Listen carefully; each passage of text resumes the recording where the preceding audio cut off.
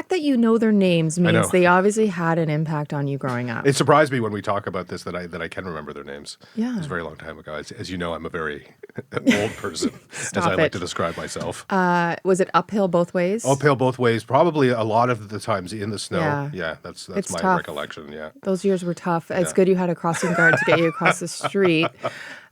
Did you have a relationship with them? Obviously, because you know their names. Yeah, well, Shirley was, as I recall, Shirley the crossing guard was a bit younger. She and was very friendly with all of the kids and knew most of their names. The other gentleman, Bill, was a bit of an older fellow. He was one that I talked to on a regular basis. He was a very quiet fellow. I don't think he remembered all the kids' names, but yeah, there were certainly relationships with the crossing guards. And even in my neighborhood now, when I ride my bike sometimes after our shift, there's a crossing guard at Lakeshore Discovery School that crosses the kids there in the Puce area.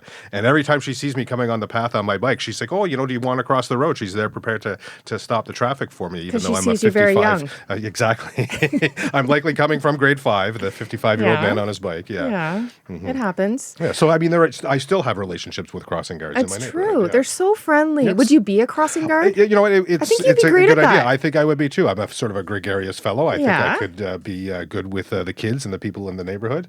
Yeah. You were looking for a volunteer. It's true. I mean, was. they pay, but it's not. Yeah, I don't think I could do the morning run right now. I could be home in time to do the afternoon run. Yeah. I think you'd be great at that. Michael, what about you? Did you have crossing guards? As a traffic reporter, I feel like a crossing guard a little bit, I will just say.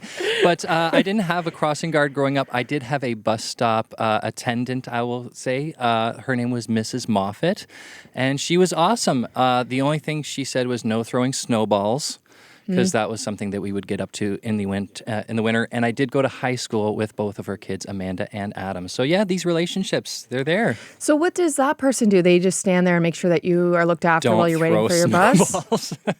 Basically, just make sure you don't throw snowballs or get up to trouble.